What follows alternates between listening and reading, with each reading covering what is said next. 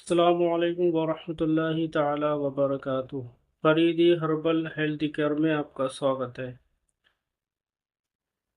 آج میں آپ کو لوز موشن یعنی جو پتلے پتلے دست آتے ہیں اس کے بارے میں آپ کو میں بتاؤں گا۔ مرض کی تعریف اور وجوہات اور علامات، ساتھ میں کھلی ہوئی دواؤں کے 2 نسخے اور پیٹنٹ دوا اور ہومیوپیتھی کے بھی کچھ نسخے بتاؤں گا۔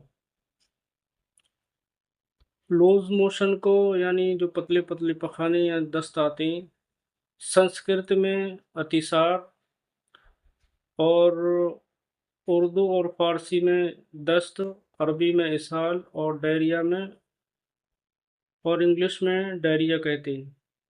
مرض کی تعریف یہ ہے: پتلے پتلے دست بغیر کسی تکلیف کے آتے ہیں۔ سنسکرت میں مرض اسہال کا نام اتیسار ہے۔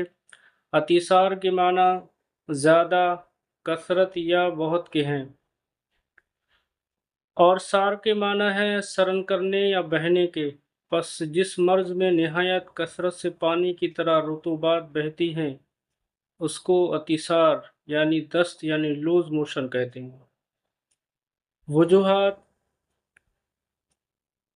خراب غذاؤں کا زیادہ استعمال، زیادہ مرچ مسالے، تبدیلی موسم، زیادہ رنج و غم، تپ محرقہ یعنی معدی بخار، تپ دق دائمی نزلہ، ہیضہ، انتڑیوں میں سدہ بیٹھ جانا، تیزاب جلاب لینے، جگر کے پھٹ جانے، بچوں میں دانت وغیرہ نکلنے سے یہ عارضہ ہو جاتا ہے۔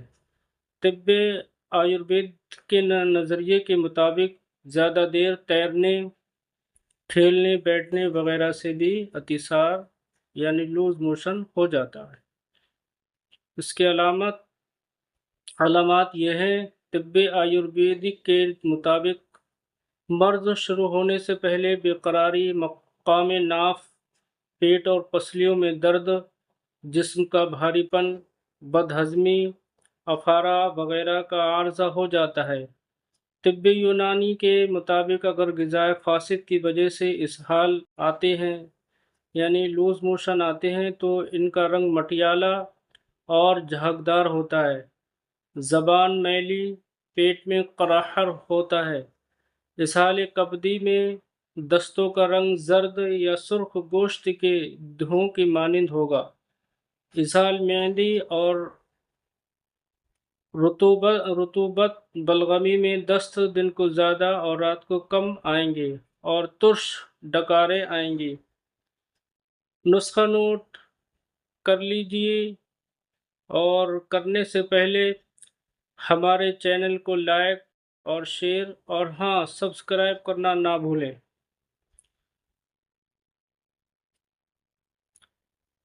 بیل گری یعنی بیل پتھر 50 گرام، ناگر موتھا یعنی 7 کوفی 50 گرام، زیرہ سفید بریاں 50 گرام، دانہ اسبگول 50 گرام، تخم سفرجل یعنی تخم بہی دانہ 50 گرام، گل دھاوا 50 گرام، منہ چرس 50 گرام، اندر جو شیری 50 گرام، برگ بھنگ 50 گرام، اسروں 50 گرام، تخم جامن 50 گرام اور گل انار 50 گرام۔ تمام ادویہ کو کوٹ چھان کر سفوف بنا لیں یعنی پاؤڈر بنا لیں، اور 5-5 گرام صبح شام شربت بیل گری اور عرق بادیان سے استعمال کریں۔ کھانا کھانے کے 1 گھنٹہ بعد لیں، انشاءاللہ تعالی شفا ہوگی۔ اور دوسرا نسخہ نوٹ کر لیجئے: پوست خشخاش 120 گرام، زنجبیل یعنی سونٹ 18 گرام، بادیان 30 گرام، گوند کتیرہ 30 گرام، اسبگول سالم 30 گرام۔ تمام ادویہ کو کوٹ چھان کر سفوف یعنی پاؤڈر بنا لیں، اور 5-5 گرام صبح شام شربت بیل گری اور عرق بادیان سے استعمال کریں۔ کھانا کھانے کے 1 گھنٹے بعد انشاءاللہ اللہ نے چاہا شفا ہوگی۔ अब जो शख्स जिनको खुली ही दवा दस्तयाब ना हो या बनाने से परेशानी आती हो तो वो पेटेंट दवा भी इस्तेमाल कर सकता है। उसमें 3 जवारिशात हैं, जवारिश मुस्तगी, जवारिश आमला और जवारिश तमर हिंदी। तीनों के फ़ायदे भी जान लें। जवारिश मुस्तगी पेशाब के ज़्यादा आने और दस्तों में मुफीद है।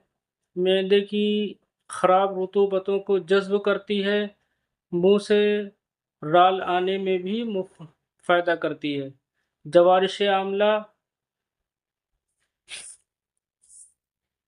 दिल दिमाग और मैदे को ताकत देती है। सफरावी दस्तों को रोकती है। जिगर की हरारत को कम करती है। तबखीर और इख्तिलाज में मुफीद है, चूँकि आंवला में कुदरती तौर पर विटामिन सी पाई जाती है।